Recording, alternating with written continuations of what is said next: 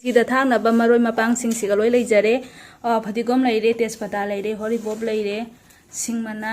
ꯖꯦꯅꯝ ꯁꯤꯒꯅ ꯐꯛꯄꯥꯏ ꯂꯩꯖꯔꯦ ꯑꯁꯤ ꯁꯣꯏꯖꯔꯒꯦ ꯍꯧꯖꯤꯛ ꯀꯣꯡꯒꯣꯟꯁꯦ ꯄꯥꯈꯠꯂꯛꯑꯦꯕ ꯑꯗꯣ ꯂꯧꯊꯣꯛꯑꯅꯤ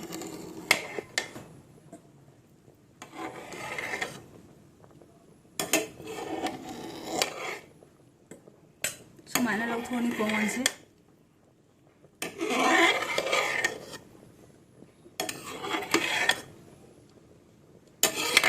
ꯍꯧꯖꯤꯛ ꯍꯋꯥꯏꯁꯦ ꯃꯨꯜꯂꯛꯑꯦꯕꯀꯣ ꯑꯗꯨꯅ ꯆꯦꯡꯁꯦ ꯑꯩ ꯍꯥꯞꯄꯒꯦ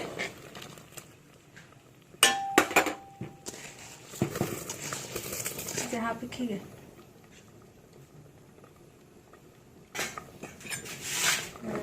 ꯃꯣꯔꯣꯛ ꯍꯥꯞꯄꯒꯦ ꯃꯣꯔꯣꯛ ꯖꯥꯝ ꯍꯥꯞꯄꯁꯤ ꯃꯃꯥ ꯆꯥꯔꯦ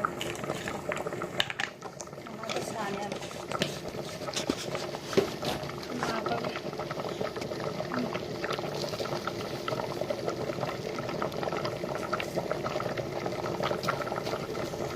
ꯌꯥꯗ꯭ꯔ ꯊꯣꯡꯁꯤꯕꯣ ꯌꯥꯅꯤ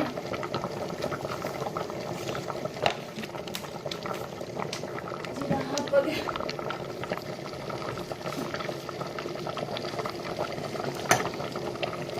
ꯖꯤꯔꯥ ꯈꯖꯥꯡ ꯍꯥꯞꯄꯗꯤ ꯍꯧꯖꯤꯛ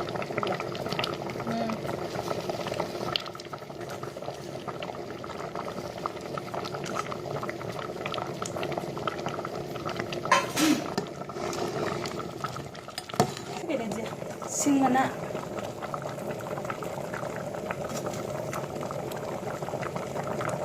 ꯐꯛꯄꯥꯏ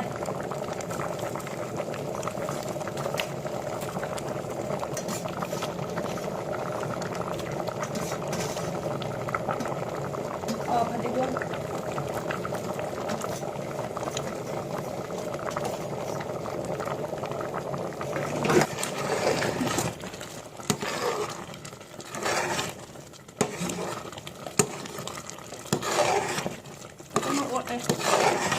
ꯁꯣꯛ ꯇꯧꯁꯤꯜꯂꯅꯤ ꯍꯧꯖꯤꯛ ꯌꯦꯟꯅꯝꯒ ꯇꯦꯖꯄꯇꯥꯒ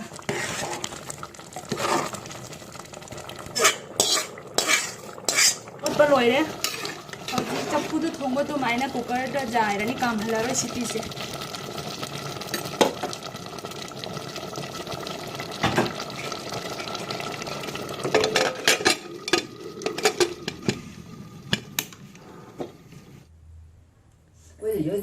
ꯏꯀꯥꯏꯊꯕꯤ ꯁꯤꯡꯖꯨ ꯃꯦꯠꯂꯣ ꯐꯖꯅ ꯁꯤꯡꯖꯨꯒ ꯂꯣꯏ ꯍꯥꯔꯦ ꯃꯣꯔꯣꯛꯁꯦ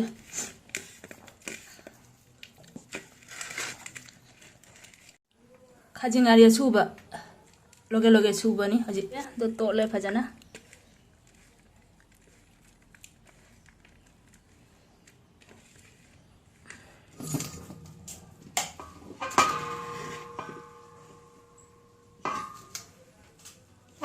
ꯈꯦꯆꯤꯁꯦ ꯁꯤꯅꯦ ꯏꯪꯊꯔꯒꯅ ꯍꯥꯎꯏ ꯐꯖꯅ ꯀꯩꯅꯣ ꯇꯧꯔꯕ ꯅꯣꯈꯥꯏꯔꯕ ꯃꯆꯨꯁꯤ ꯌꯥꯕ ꯅꯪꯗꯦ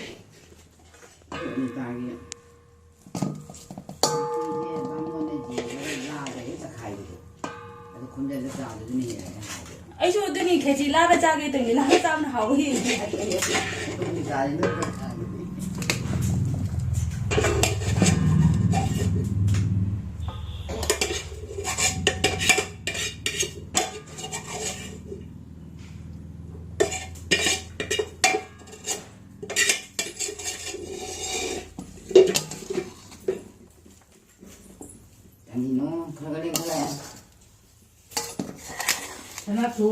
Tobi.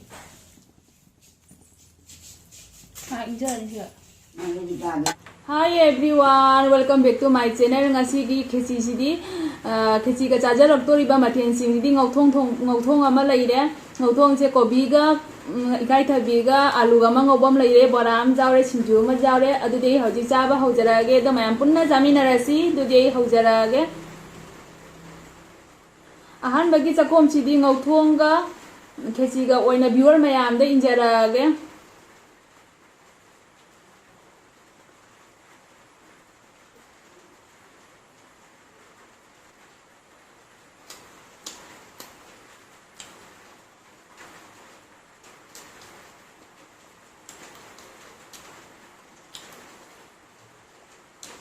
ꯅꯣꯡꯁꯨ ꯆꯨ ꯌꯥꯕ ꯑꯗꯨꯅ ꯈꯦꯆꯤ ꯑꯣꯏꯅ ꯇꯧꯁꯜꯂꯦ ꯉꯁꯤꯗꯤ ꯅꯣꯡꯁꯨ ꯋꯦꯗꯔꯁꯤꯒ ꯆꯥꯟꯅꯅ ꯑꯗꯨꯝ ꯈꯦꯆꯤ ꯍꯧꯔꯦ ꯅꯨꯡꯁꯥ ꯁꯥꯔꯒꯗꯤ ꯌꯥꯝ ꯋꯥꯠꯂꯥꯡꯉꯤꯗꯅ ꯑꯗꯨꯅ ꯈꯦꯆꯤ ꯑꯣꯏꯅ ꯇꯧꯁꯜꯂꯦ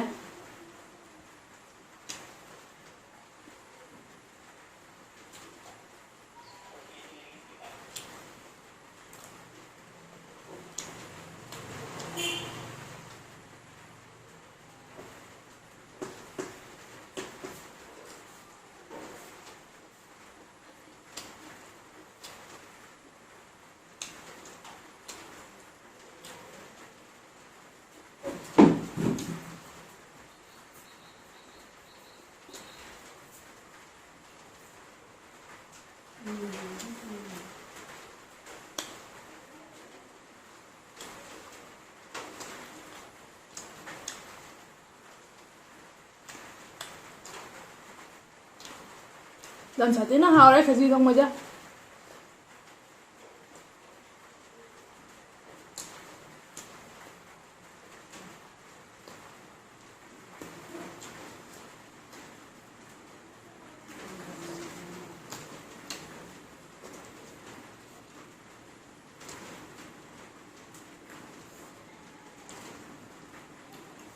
ꯉꯁꯤꯒꯤ ꯈꯦꯆꯤꯁꯤꯗꯤ ꯎꯇꯤ ꯑꯃ ꯆꯥꯔꯝꯃꯗꯤ ꯑꯃꯨꯛ ꯍꯦꯟꯅ ꯍꯥꯎꯒꯗꯕꯅꯤ ꯑꯗꯣ ꯎꯇꯤꯗꯣ ꯇꯧꯍꯧꯗ꯭ꯔꯦ ꯑꯀꯪꯕ ꯉꯥꯛꯇ ꯑꯣꯏꯅ ꯇꯧꯔꯦ ꯑꯉꯧꯕ ꯃꯍꯤ ꯏꯟꯖꯥꯡ ꯌꯥꯎꯕ ꯑꯝꯇ ꯌꯥꯎꯗ꯭ꯔꯦ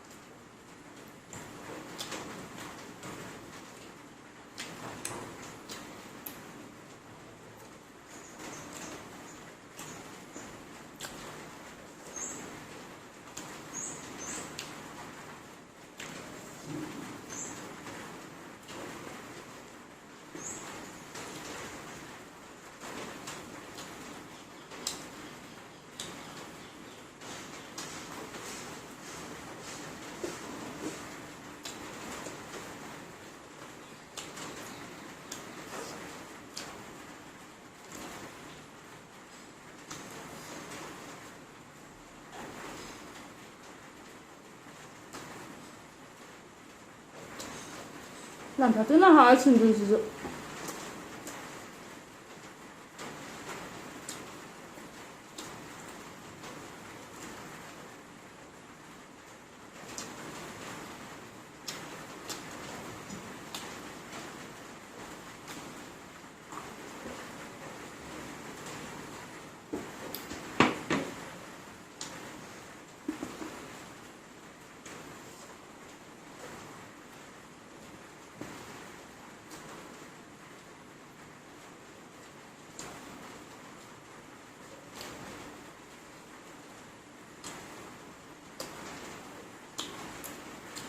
ꯌꯥꯝ ꯐꯖꯅ ꯍꯥꯎꯔꯦ ꯁꯤꯡꯖꯨꯁꯦ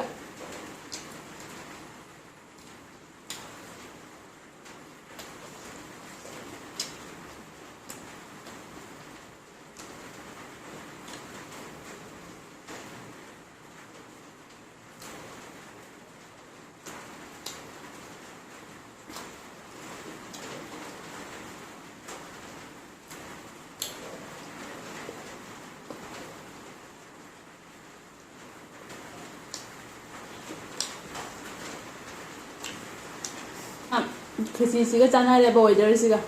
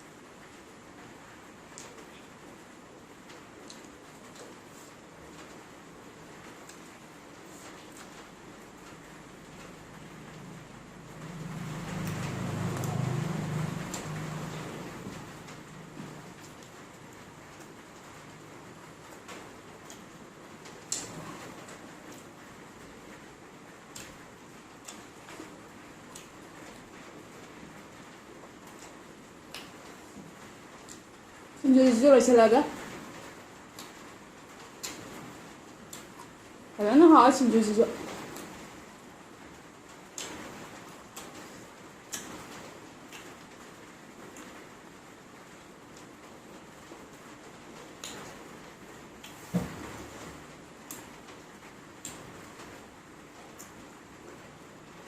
वीडियो से स्वाइसिगा लोसनजरगे करिगुंबा की वीडियो सिना नुंगाइबीबा तारागदी लाइक अमतंग पिबिरमो सब्सक्राइब सु तोसनबिरमो नौना जेंगबै चिनि ना ओइबा तारागना subscribe तोसनबिरमो ngasiगी di matang sida lojare bye bye